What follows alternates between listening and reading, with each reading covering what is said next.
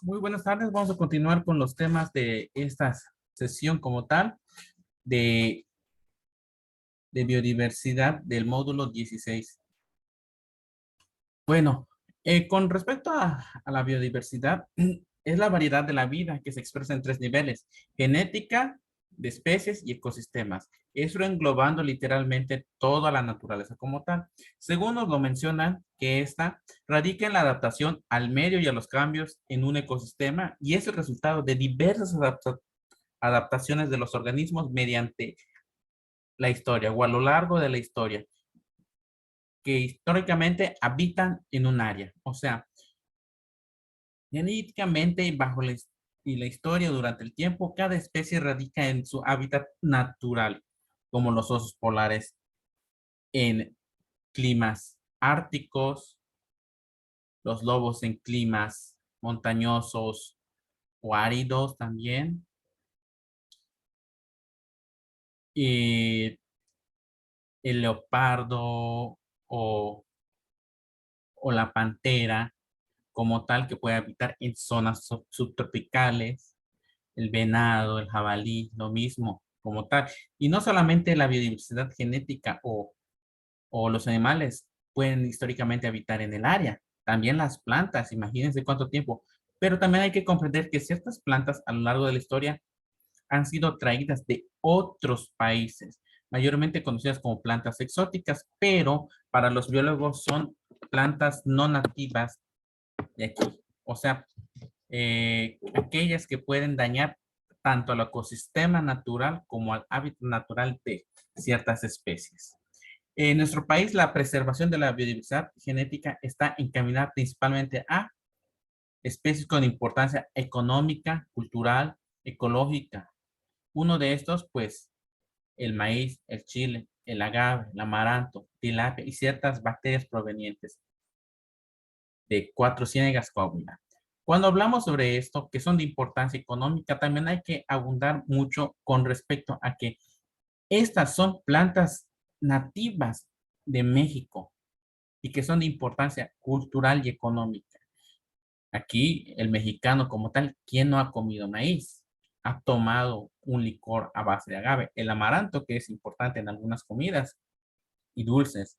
La tilapia, que es un pescado muy comido, sobre todo por aquellas personas que no tienen una solvencia económica mm, buena o tienen una solvencia económica moderada. Y las bacterias provenientes de cuatro ciénegas, que son esas bacterias que son de importancia en la economía y cultura de México.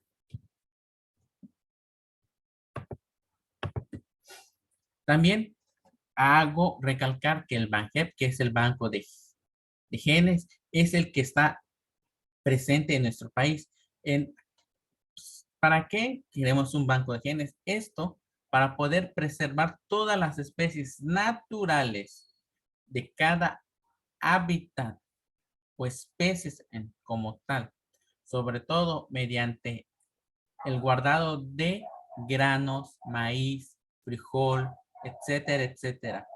Aquellos que produzcan algo relacionado en la economía y cultura de nuestro país. Aquí el Banco de Genoma ha impulsado en el país el BANGEP, en donde no solo se preserva íntegra la información genética de las especies endémicas y en peligro de extinción, sino permite tener un conocimiento específico de los procesos metabólicos, evolutivos y adaptación de cada especie.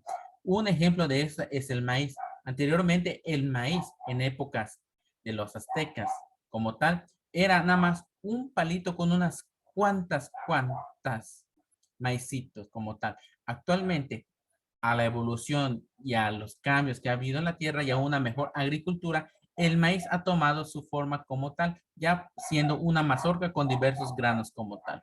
Ese es un ejemplo de un proceso evolutivo en el maíz. En la adaptación podemos encontrar ciertas plantas que no eran nativas de cada región. Un ejemplo, el cacao, que literalmente era muy difícil sembrar el cacao en una zona sur porque no tenemos el clima relacionado. Ahora es posible que cultivarlo y procesarlo acá. Lo mismo que la uva, que también aquí en nuestro estado era muy difícil realizar eso y actualmente ya se produce uva como tal. También, cuando hablamos sobre eso, también tenemos que hablar sobre la biodiversidad ecosistémica, que son las relaciones que se establecen entre los diversos organismos que comparten un tiempo, un espacio y el mismo hábitat, como en las regiones selváticas, en las regiones de estepas, en los desiertos, etcétera. Cada una tiene un porqué en cada hábitat como tal.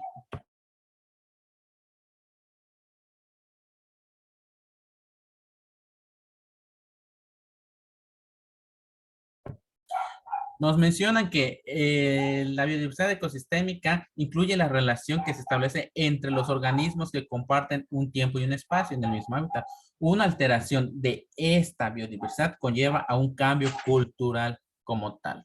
Hay que comprender que los cambios que pueden haber con respecto a todo esto puede alterar no solo el ecosistema del sitio, ni la fauna, es globalmente, porque también nosotros como seres humanos que cohabitamos con distintas especies o con dis- distinto género de plantas o animales, nos vemos afectados como tal.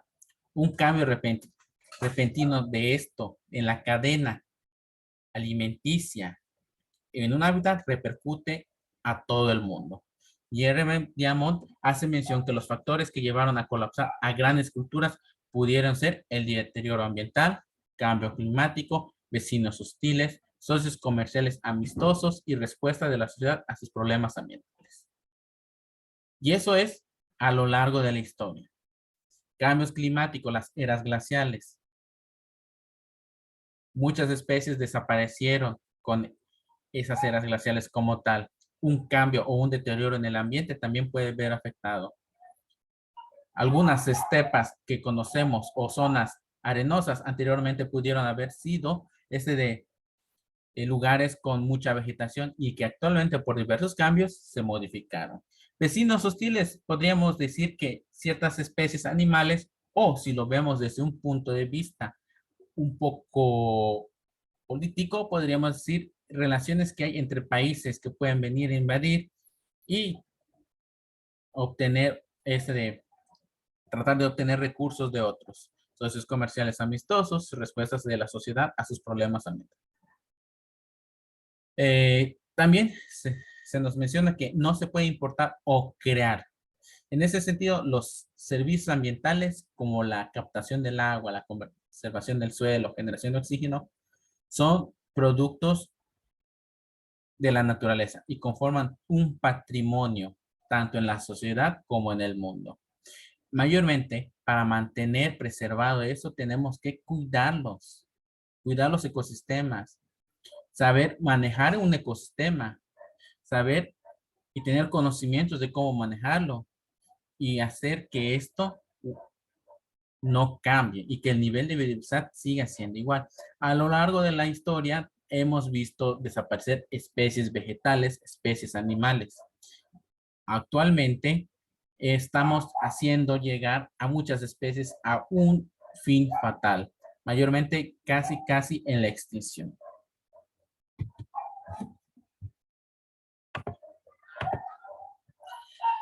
Mayormente cuando ignoramos los niveles de biodiversidad llevan a causar muchos problemas naturales o devastar zonas de gran medida. Entre estos ejemplos podemos encontrar a la República de Dominica y Haití como tal.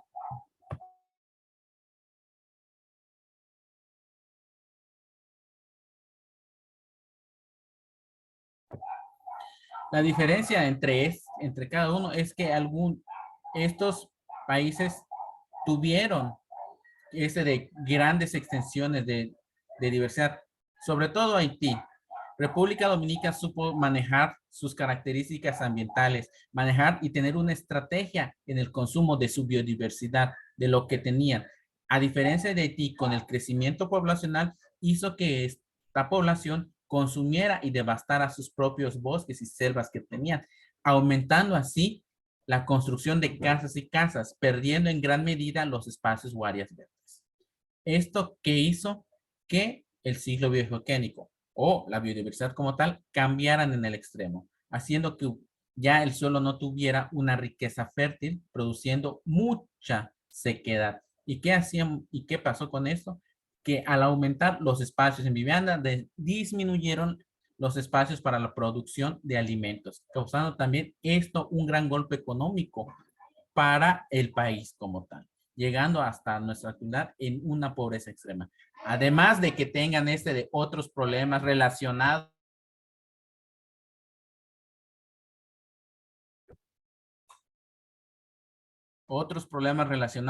con su pobreza y todo, también los cambios ambientales, sus desastres naturales, terremotos, huracanes, que han llevado a este país a un colapso económico.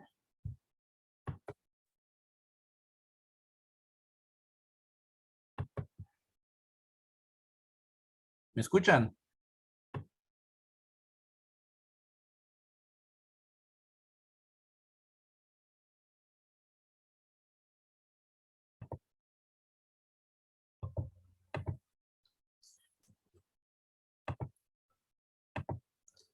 Ahora, en términos normales, los sistemas vivos tienen la capacidad de carga, o sea, de aguantar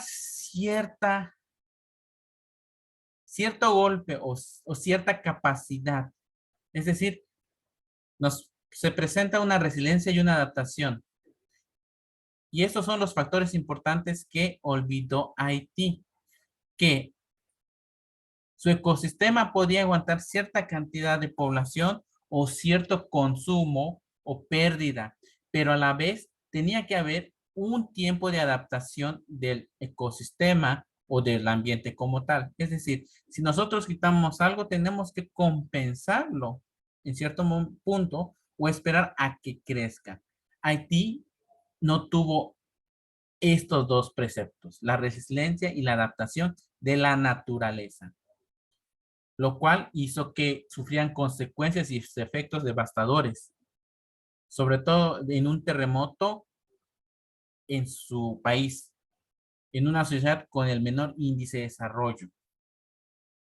Mayormente, cierto hábitat tiene una capacidad máxima en tener o retener una población. ¿Por qué? Porque en ese hábitat habrá cierta cantidad de alimentos, cierta cantidad de animales, cierta cantidad de espacio. Pero al aumentar la sociedad, habrá un mayor consumismo. Va a haber más necesidad de más espacios para los hogares, va a haber mayor consumo, va a haber más hambre como tal.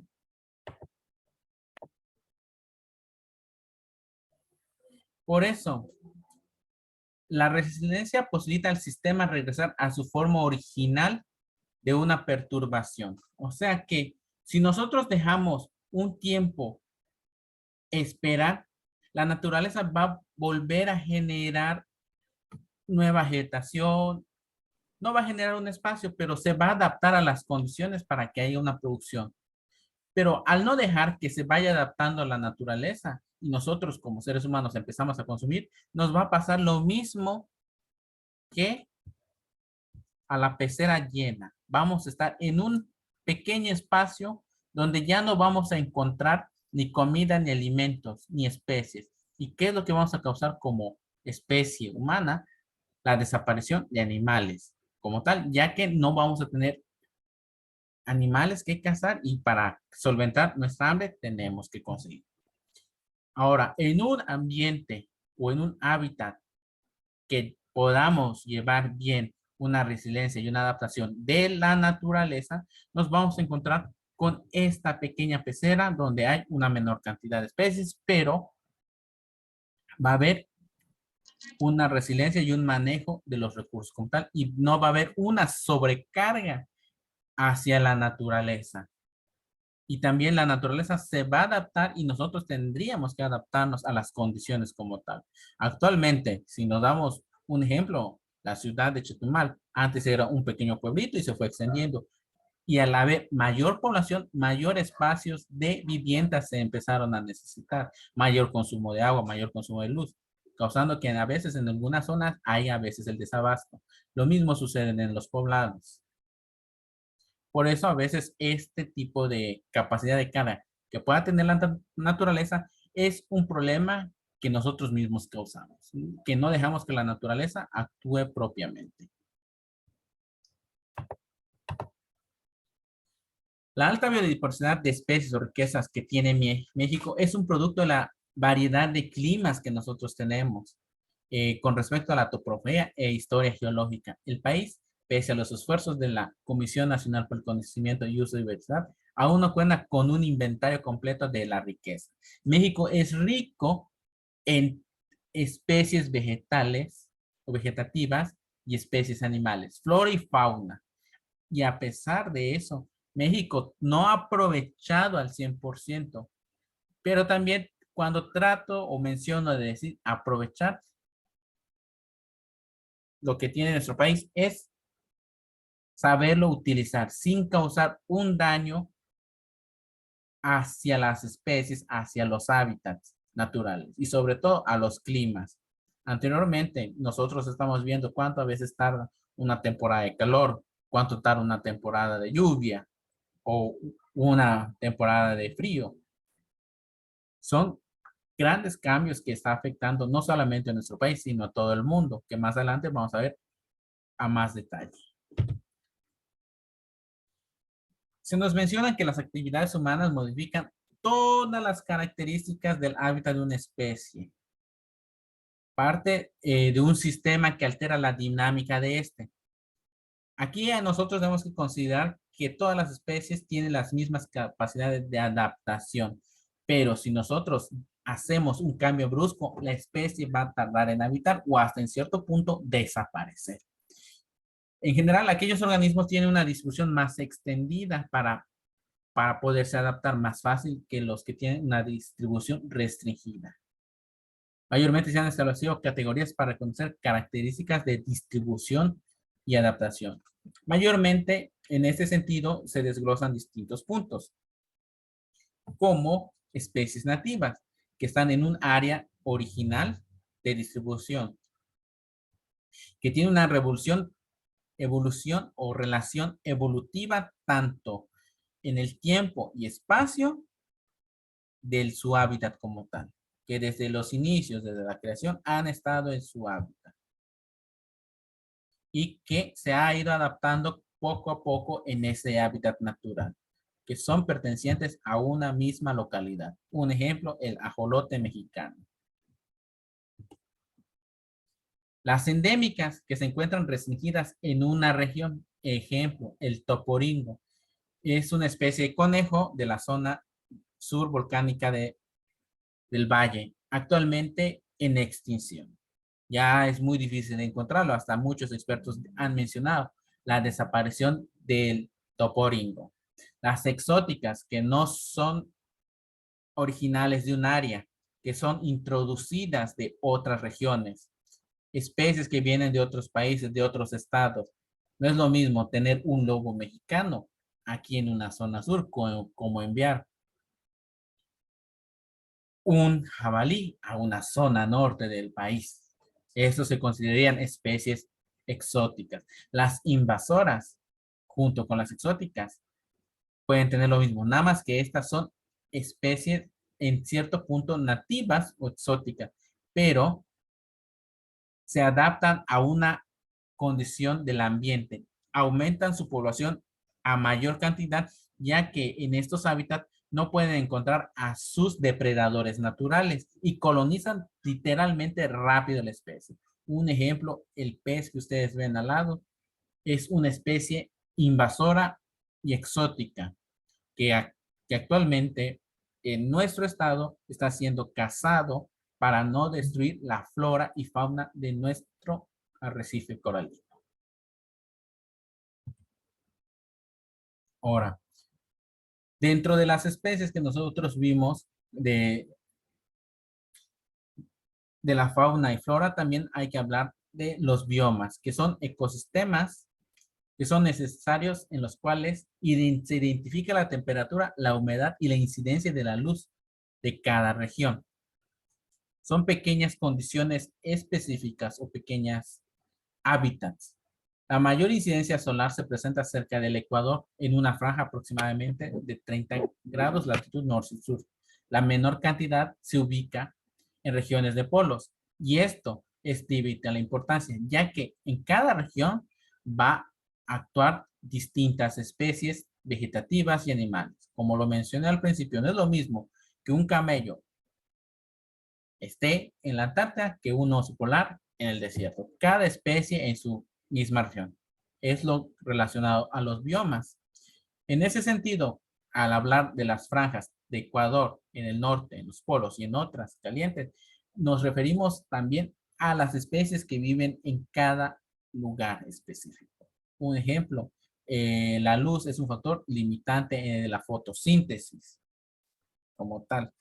Existen adaptaciones que evitan la acumulación de hielo en el follaje, permitiendo la fotosíntesis. Nosotros sabemos que la fotosíntesis es muy importante para la producción de oxígeno en el proceso como tal de las plantas para obtener energía. Pero estas obtienen su energía, utilizan la luz para poder generar energía. Muchas especies que viven en los polos no tardan mucho en producir esta energía o por acumulación de hielo en su follaje, es muy difícil que absorban la luz. Por eso ciertas especies se han adaptado o se han modificado para poder evitar ese hielo en el follaje. En la Antártida, los líquenes que ustedes ven en la imagen son pequeñas plantas que son mayores productores en la fotosíntesis. Esto debido a que al no contar mucho tiempo de luz en sus hábitats, tienen que producir una mayor cantidad y sobre todo estos líquenes se han adaptado a las condiciones de su región. En las regiones tropicales y templadas puede haber una mayor o menor humedad y eso lo podemos ver. A mayor altura, mayor puede ser una zona templada o una zona tropical. Lo mismo sucede del norte al sur, son distintas temperaturas. No es lo mismo tener un clima tropical a un clima húmedo o un clima templado. Los vegetales ayudan a mantener la humedad en el medio, bien sea por la transpiración o por la retención de líquido en el suelo, y por su contribución al ciclo hidrológico. Aquí podemos encontrar áreas con grandes árboles y clima homogéneo a lo largo de las llamadas selvas, los árboles caducíferos que están en algunas temporadas húmedas y cálidas, en espacios con humedad o están bajo en procesos de vegetales que se desarrollan en algunos desiertos o áreas en que la humedad del suelo es mayor que la atmosférica, que son en las praderas. Y en la imagen ustedes van a ver cómo están distribuidos de acuerdo al nivel de altitud, ya sea en una zona templada o una zona tropical. Se van a diferir todo tipo de plantas como tal. La manera natural de mantener los ecosistemas equilibrados es conservando su vegetación. Esto implica proteger las especies que ahí habitan y manteniendo dentro de sus límites la tolerancia de los elementos abióticos. Esto es de vital importancia.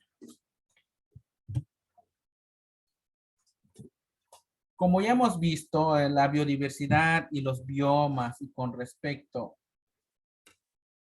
a las especies nativas y al banco biogenético de las especies, también nosotros tenemos que ver parte de los recursos naturales o capital natural.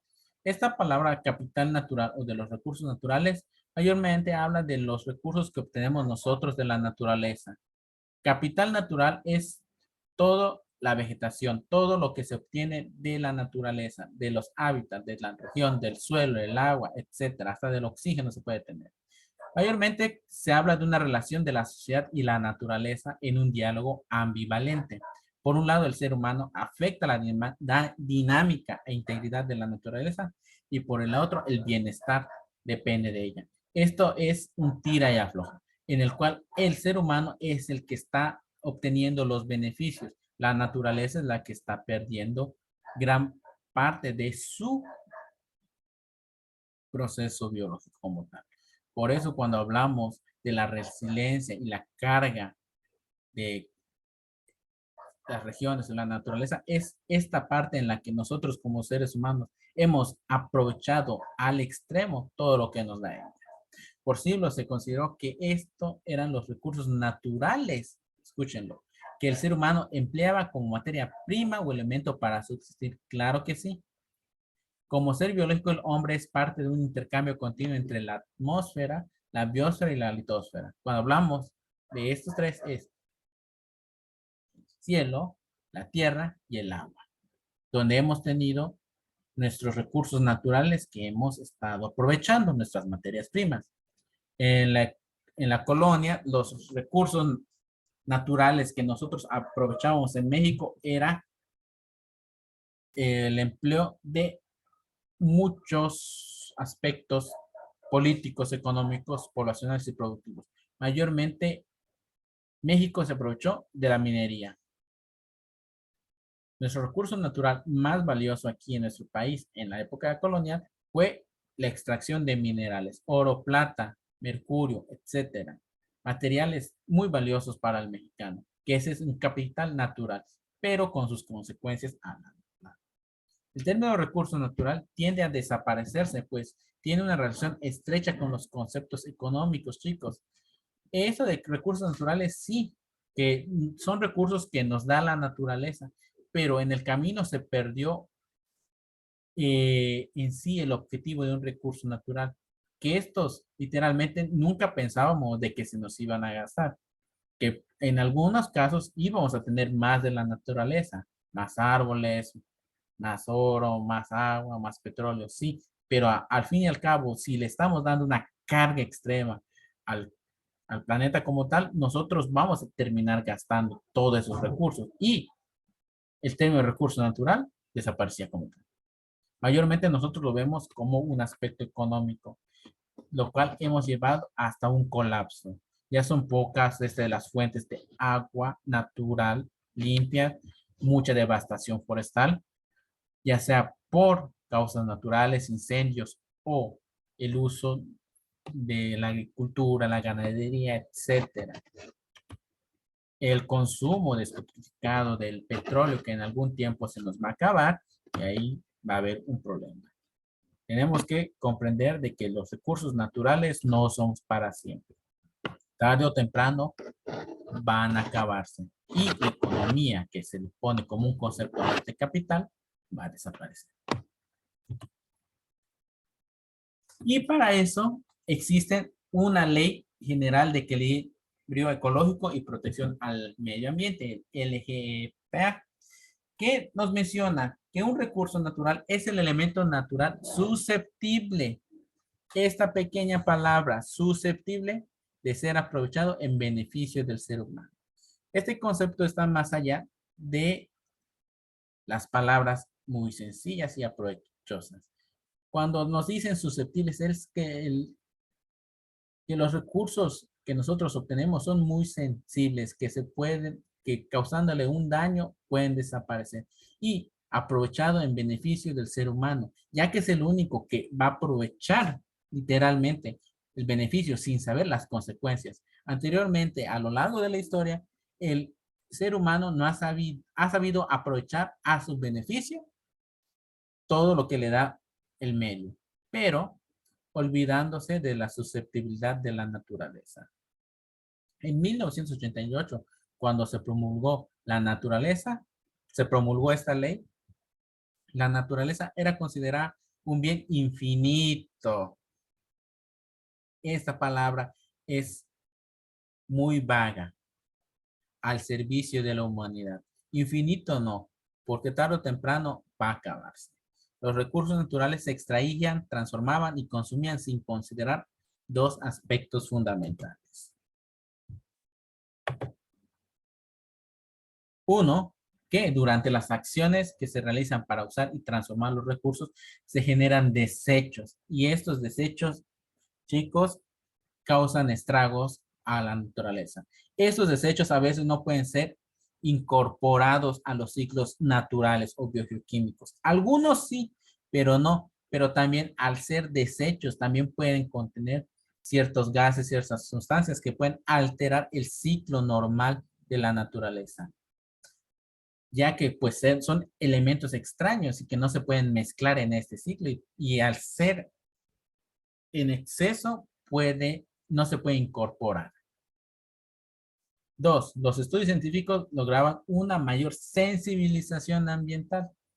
En ese sentido, la denuncia de problemas ambientales se presentaba con mayor frecuencia y definición de recursos naturales.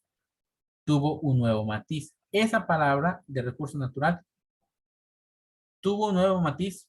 ¿Por qué? Por los estudios científicos que hablaban sobre la sensibilización ambiental, los problemas que se estaban generando al ambiente y que eran con mayor frecuencia. Ya desde este punto, recurso natural pasó de ser nada más beneficio al ser humano, ahora sí, a una concientización global.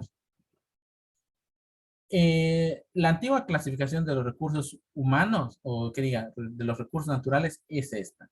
Naturales, no renovables o agotables, los que pueden ser producidos, cultivados, regenerados o reutilizados a una escala tal que puedan sostener su tasa de consumo. Los renovables, cuya existencia no se agota con su utilización. Y los inagotables, aquellos que no se extinguen, terminan o gastan con el uso ni con el paso del tiempo. Cambio, a considerar que todos los recursos naturales son infinitos. Aquí, chicos, se tenía un concepto de los recursos naturales como tal, pero sigue teniendo en auge esto, son infinitos. Esa pequeña palabra en ese tiempo no, bueno, en nuestra actualidad no lo podríamos tomar a bien.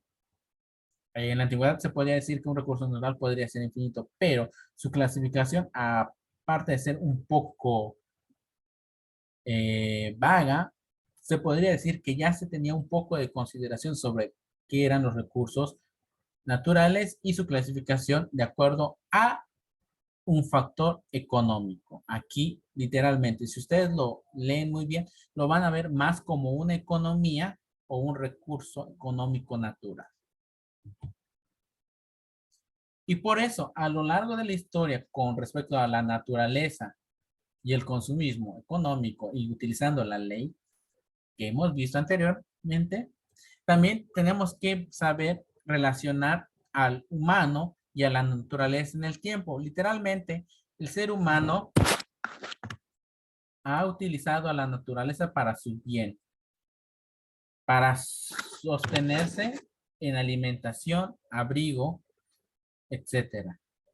En la manera en la que el ser humano se ha apropiado de la naturaleza ha variado a lo largo de la historia. Esto desde connotaciones naturales, culturales, sociales, políticas, religiosas y ambientales.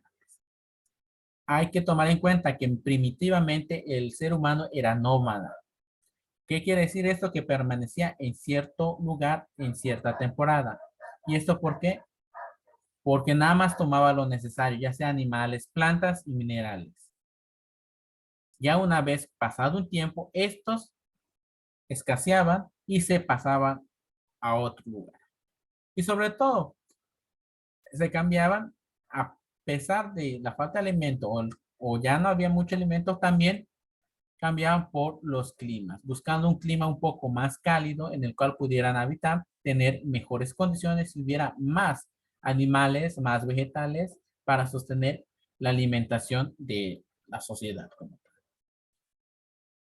Anteriormente, el ser humano nómada no tenía una preocupación como tal, nada más ni de desechar tales desperdicios que se consumían, como los huesos o las pieles, los mismos cadáveres o las mismas herramientas, eran productos naturales, literalmente, que pertenecían a la naturaleza y estos mismos desechos que se producían volvían de nuevo a su mismo ciclo, lo mismo que sus necesidades como tal. Pasaban por el mismo ciclo, se desintegraban por ciertos microorganismos, las bacterias, como ya hemos visto, por los ciclos bioquímicos, y etcétera. Y eso mismo vuelve a la naturaleza. Eso era en un periodo primitivo. También nosotros tenemos que resaltar que acá hay 4 características importantes. Que al cesar la extracción de recursos, el ser humano permite a la naturaleza restablecerse de la perturbación, lo que nosotros conocemos como resiliencia.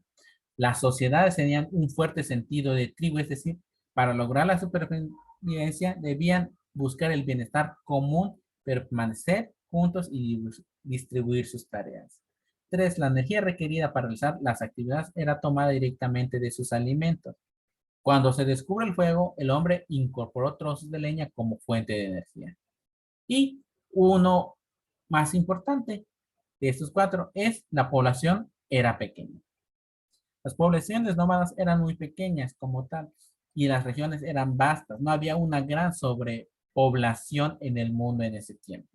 Pero también hay que considerar de que todos los productos que se producían eran de la misma naturaleza y, como les mencioné de nuevo, volvían al mismo proceso bioquímico y regresaban a su estado natural, sin perturbar al ecosistema. Por eso mismo, en esta gráfica podemos ver cómo están distribuidas de acuerdo a las etapas y tiempo, cómo ha ido contaminando el ser humano durante la historia, ya sea en la geósfera, el suelo, la biosfera, la hidrosfera y la atmósfera. ¿Qué sociedades fueron las encargadas? Y ya sea una paleolítica, la agraria y las sociedades industriales, cómo fueron aumentando a lo largo de la historia en las esferas,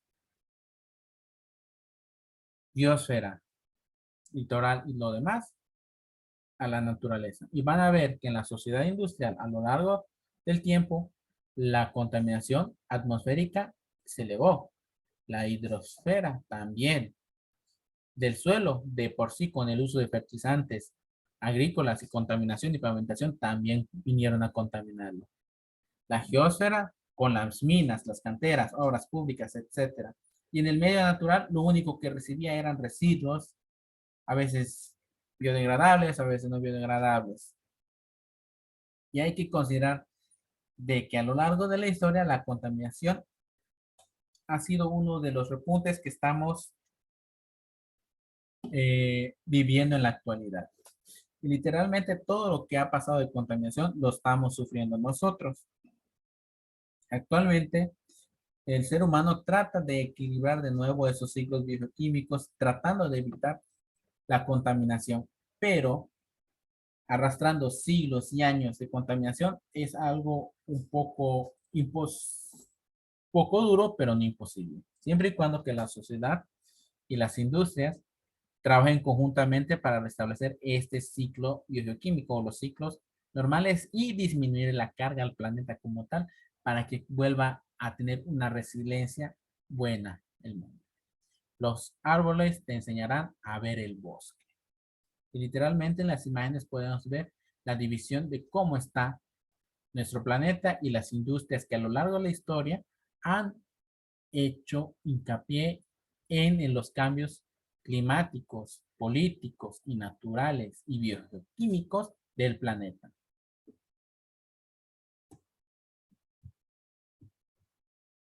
Acá mayormente, a lo largo de la historia ha habido un desarrollo tanto de la agricultura, la ganadería, por parte de comunidades. Mayormente estas se fijaban en lugares donde tuvieran lo necesario para no desplazarse y mayormente estas comunidades permanecían en lugares donde hubiera pasto y agua, sobre todo para los animales. Y a partir de aquí ya la gente ya dejó de ser nómada y se empezó a establecer en ciertos sitios. Lo que se gastaba en poder cazar animales, ese gasto de energía se utilizaba para la agricultura y la ganadería como tal. Y así el ser humano pues empezó a elaborar sus propias herramientas, mayormente en ese tiempo, pues como los mencioné, eran materiales orgánicos venidos de la naturaleza y que al fin y al cabo volvían al mismo proceso bioquímico. También llevó esto a introducir especies y erradicar aquellas que no le eran de utilidad al ser humano. ¿Y esto por qué? Porque mayormente había especies que para el ser humano no eran de utilidad. Un ejemplo, los ratones. Al ese de traer animales que cazaran a los ratones, evitaron que que consumieran o destruyeran sus cultivos o lastimaran su producción de granos. Pero al traer especies de otros lados, también cambiaron un ciclo como tal. Al haber la entrada de los gatos, empezó a haber una disminución en ciertas áreas de especies de aves, ya que los gatos, al ser de cazadores naturales, empiezan no solamente a cazar ratones, sino a otras especies que son vital dentro de los mismos ciclos biológicos y bioquímicos, cambiando así el ciclo natural de las especies como tal. También el descubrimiento de la energía en la industria como tal en Inglaterra en 1712 también llevó un desequilibrio a, a su mismo país. La población se aumentó, hubo más producción de alimentos, medios de transporte, uso masivo del carbón. ¿Y qué pasa con el uso masivo del carbón? Hubo una contaminación de su mismo cielo, de su misma área como tal. ¿Por qué? Porque esto, para que funcionaran sus máquinas, el carbón era necesario, había mucho humo, mucho tismo. También, a pesar de esto, también causó grandes enfermedades pulmonares a su población y también una gran contaminación, no solamente atmosférica, sino también del agua.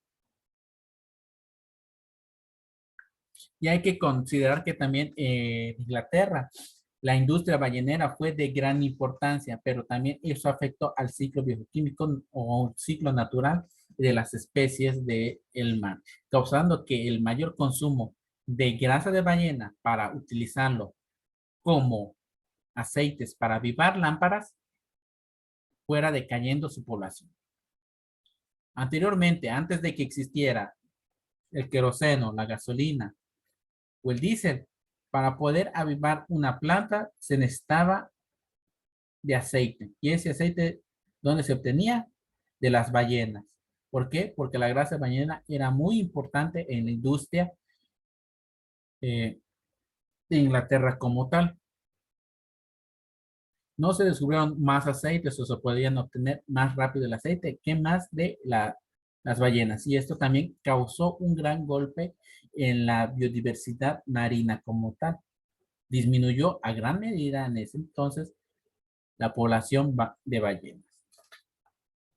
Adam Smith plantea, el consumo es la única finalidad y propósito de la producción y el interés del productor debe ser tomada en cuenta solo en la medida que pueda ser necesario para promover a aquel consumidor.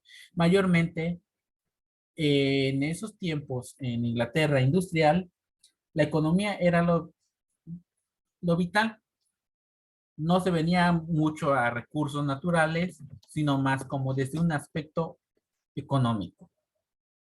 ¿Qué van a saber de biodiversidad, de cuidados, contaminación? No.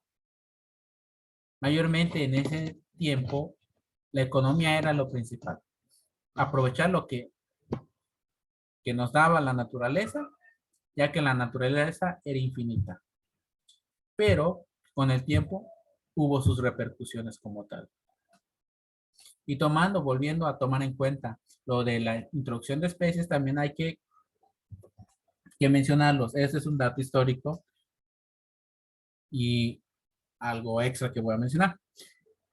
Cuando se mete o se eliminan ciertas especies, pues pueden causar un mal. En ese sentido, en la antigua Edad Media, en Europa, la iglesia eh, mencionó de que el gato venía del diablo, por lo cual hizo una campaña de erradicación de felinos, de todos los felinos, ya que esos se relacionaban a un mal como tal, lo cual provocaron a la humanidad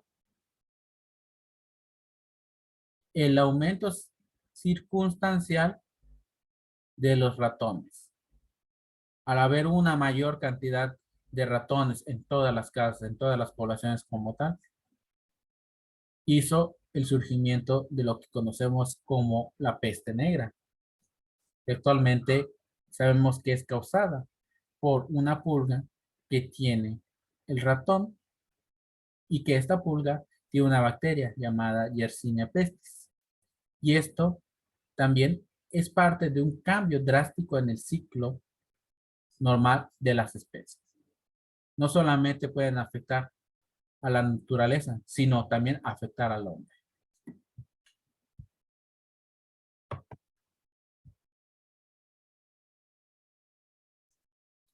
Como tal, la naturaleza tiene un impacto ambiental, una contaminación. ¿Y qué se nos dice de un impacto ambiental? Es la definición de problemas ambientales, olvido de las causas reales de ellos y la naturaleza solo como un recurso, o sea, visto desde un punto de vista económico.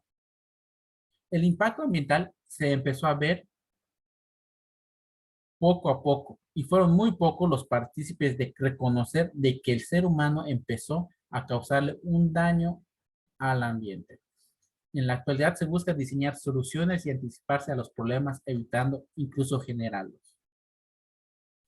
Muchas empresas, muchas industrias ya empiezan a utilizar muchas capas en sus generadores de gases, evitando así que gases nocivos lleguen a la atmósfera. La utilización de ciertos productos ya se ha disminuido como tal, no en su gran medida.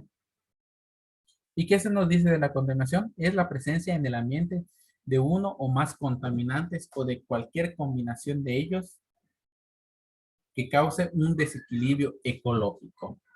Por eso, a pesar de tener la Ley General de Equilibrio Ecológico y Protección, también nos menciona que un contaminante es toda materia o energía en cualesquiera de sus estados físicos y formas que al incorporarse o al actar en la atmósfera, en el agua, el suelo, la flora o la fauna o cualquier elemento natural, altere o modifique su composición y condición natural.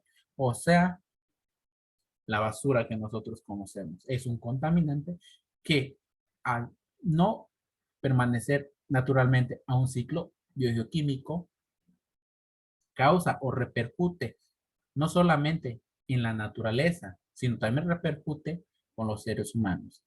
Uno, la contaminación del agua disminuye la cantidad de agua potable o consumible para el ser humano. Y al haber un agua contaminada, las plantas no pueden consumirla, el ser humano tampoco, provocando una escasez de esto y provocando de que las plantas no puedan crecer o alimentarse, ya que es parte fundamental para su crecimiento. Y esto causa un desequilibrio que se suscita por la adición de elementos nuevos al medio o por exceso de eficiencia de aquellos que normalmente existen y repercutirán en la entropía del sistema. En ese sentido, si nosotros consumimos más de la naturaleza, causamos un desequilibrio. Si nosotros colocamos elementos extraños a la naturaleza que no pertenecen a un ciclo bioquímico natural o natural, la alteramos. O el exceso de esos también altera. ¿Alguna pregunta?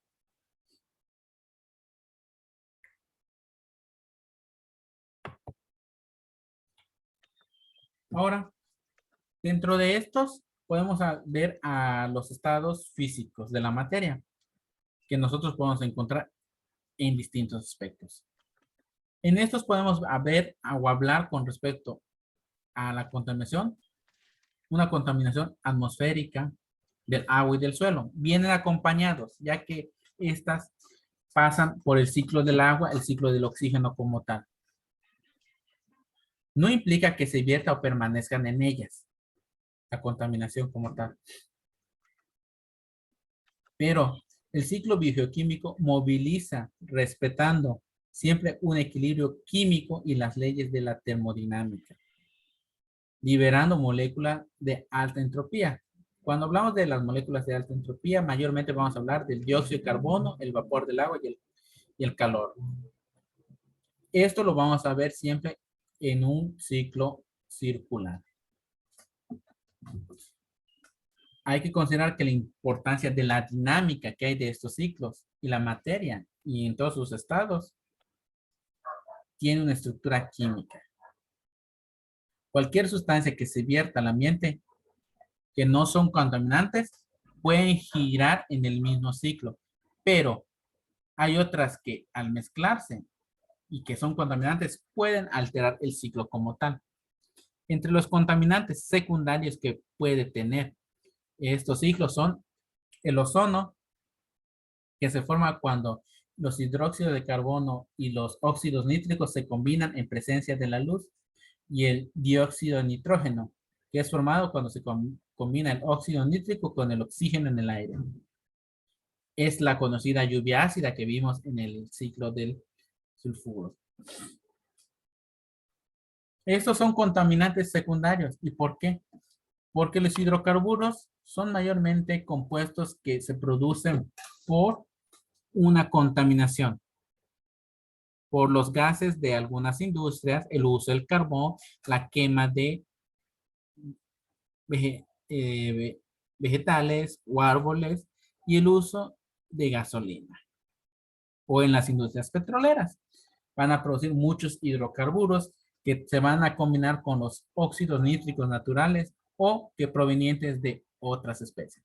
Cuando hablamos de la lluvia ácida, si lo vemos desde el punto contaminante, esto se va a entremezclar con la naturaleza. Y como dicen, en el ciclo bioquímico algunos van a estar dentro, pero pues como son contaminantes secundarios, estos van a causar un pequeño aumento de estos productos, de los óxidos nítricos, el dióxido nítrico como tal, causando la lluvia ácida. Y esto es un proceso bioquímico causado por contaminación.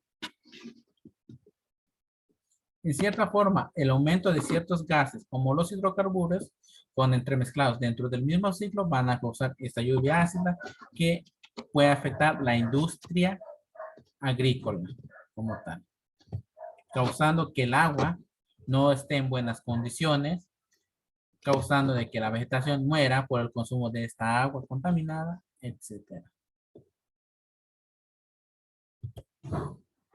Y hay que verlo también como tal, que al considerar que los gases reaccionan con rapidez, los contaminantes que se depositan en la atmósfera tendrán una mayor posibilidad de generar nuevos compuestos que van a ingresar a la litosfera, a la hidrosfera. Entre esos, como mencionamos, a la lluvia ácida, que va a entrar al suelo y al agua.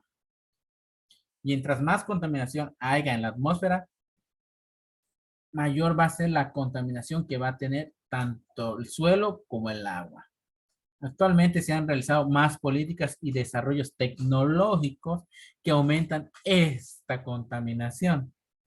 Los elementos encontrados en la atmósfera son el carbono, el azufre y el nitrógeno. Y compuestos orgánicos volátiles como el carbono, el hidrógeno y el oxígeno, que mayormente son mezclas que pueden entrar en el mismo ciclo bioquímico. ¿Esto por qué? Porque son elementos que se pueden encontrar en los hidrocarburos. En el metano podemos encontrar hidrógeno y oxígeno. En el etanol, hidrógeno y oxígeno. El carbono lo vamos a encontrar en el dióxido de carbono que emiten los escapes de gases de los autos o la quema de vegetación como tal. Y lo van a ver en esa imagen, represento los gases que emite una ciudad como tal. Y hay ciertos gases que nosotros utilizamos en forma de spray que llegan a la atmósfera causando también daño. Hay ciertos gases que también se emiten que también pueden ser dañinos para todo. A pesar de que se encuentren dentro del mismo ciclo bioquímico, actúa y también a mayor exceso puede causar daños a la salud, a la población como tal.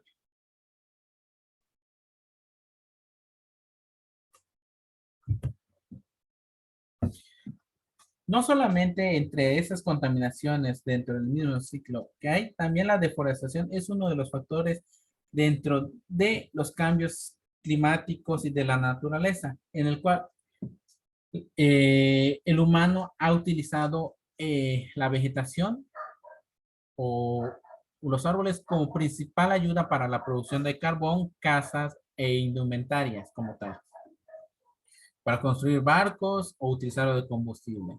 Y también al talar grandes cantidades de zonas de bosques o selvas, mayormente el ser humano las ha utilizado para el desarrollo ganadero o urbano. Crear ciudades, pueblos, granjas, etcétera. Sí, mayormente para el bienestar común de la sociedad como tal. Pero al haber esta pérdida de espacios, dramáticamente la naturaleza va perdiendo. El ecosistema se desbalancea. Mayormente nosotros somos un país que vive en gran parte de la agricultura y grandes espacios en la zona centro y norte del país han sido deforestadas casi hasta su extinción. Y como dicen, los árboles son de vital importancia ya que entran del mismo ciclo de la fotosíntesis para producción y control del dióxido de carbono y producción de oxígeno. También ya que son parte fundamental para controlar la temperatura del planeta, otro para la retención de líquido, o sea, de agua en el suelo y para que este suelo se siga manteniendo fresco y fértil. También como un medio de alimentación, ya que de los árboles también obtenemos alimentos necesarios para el consumo humano. Y también sirve para hogar de ciertas especies y al desaparecer sus lugares o sitios o hábitats naturales, esas especies van a ser movilizadas, cambiando también el ciclo de cada especie natural y alterando de nuevo el ecosistema del hábitat. Mayormente la vegetación son los que transforman el CO2 en oxígeno y al haber menos planta, menos oxígeno hay. Y esto también, como se lo mencioné, mantiene la fertilidad del suelo, retiene el agua en la superficie de la tierra y los árboles entran en el ciclo biogeoquímico, sobre todo en el ciclo del oxígeno, en el ciclo del azufre, etcétera, hasta en el ciclo del agua. Por eso, en 1993 se creó el Consejo de Manejo Forestal, el Forest Stewardship Council, o el Consejo Forestal, como tal, que fue una iniciativa que surgió en la reunión de Río 92. Eso es de vital importancia, chicos, Río 92, en el cual se centraron acuerdos mundiales para el manejo responsable forestal, en el cual se buscaron soluciones y manejo de los bosques de todo el mundo. También este consejo otorga certificados en cualquier mención a todo producto que esté hecho de una manera sustentable. O sea, ese certificado o estos logos que ustedes ven mayormente nos mencionan de que este producto fue realizado sustentablemente. ¿Qué quiere decir? Que este producto no va a dañar al ecosistema, pero es utilizado y al haber utilizado el árbol con que se elaboró, este va a ser, como les puedo decir, plantarían otro para que el árbol que se perdió creciera. Literalmente es un ciclo. Yo tomo o corto un árbol de cierto lugar con un desarrollo sustentable en el cual la misma asociación va a forestar de nuevo o va a plantar nuevamente árboles por la tala que se hizo de cierta cantidad. Es a la naturaleza le presto, pero le voy a devolver, literalmente. Y son muy pocos los productos que se desarrollan de manera sustentable, pero sí existen. Y están regidos sobre estas normatividades. Y todo surgió a partir de la reunión en Río. ¿Alguna pregunta?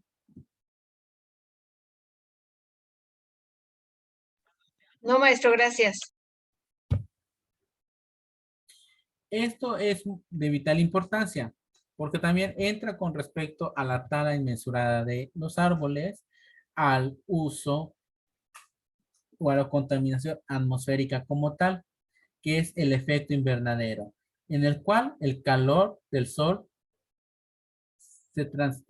transfiere por energía a los gases que estos tienen, que, ocasionando una convección una mezcla como tal.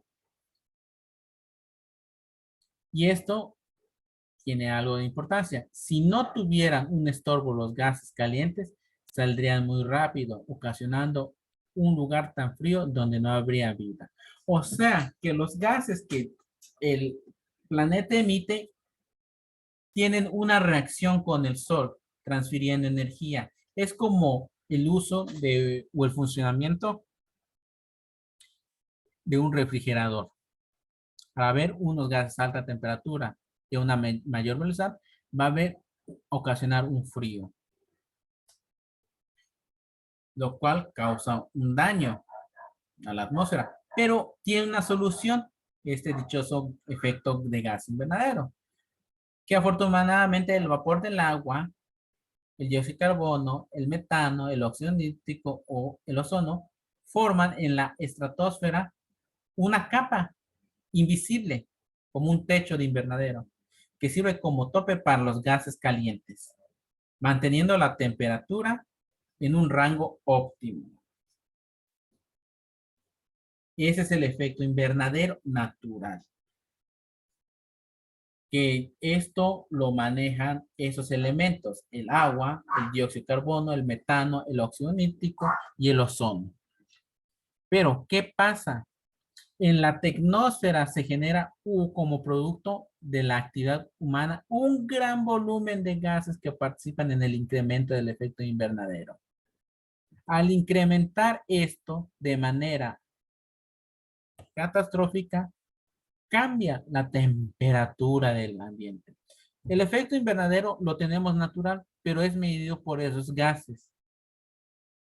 Pero al haber una mayor concentración de ciertos gases, va a aumentar. Entre estos gases vamos a encontrar el dióxido de carbono, el vapor del agua, el metano, los óxidos nítricos, el perfluorometano, el profmetano, los hidrofluorocarbonos, hexafluoro de azufre, los clorofluorocarbonatos, los halones, los clorocarbonos, los hidroclorocarbonos, los óxidos de nitrógeno y compuestos orgánicos volátiles, como el metano o el dióxido de azufre. Esos mayormente se generan por los gases que emiten todo producto que la humanidad utiliza. Las industrias, los cosméticos, los sprays, los solventes, etc. ¿Y qué pasa con esto? El aumento de estos gases produce un incremento de la temperatura, desencadenando un cambio climático global. Y van a ver en la imagen cómo está. Si naturalmente lo tenemos como gas de efecto invernadero atmosférico natural, lo van a ver que está controlado y van a ver que hay CO2, óxidos nítricos, metanos, como tal, y el ozono. Pero al haber un aumento radical de esto, va a generar un aumento del calor. ¿Y qué va a hacer? Que el calor se va a retener y va a tener que buscar un lado por donde ir y el calor va a aumentar en el clima común, causando en cierto punto el aumento de temperatura en ciertas regiones. Una de ellas, como podríamos decir, el Polo Norte, que ahorita está literalmente desapareciendo por la alta temperatura que existe en las zonas.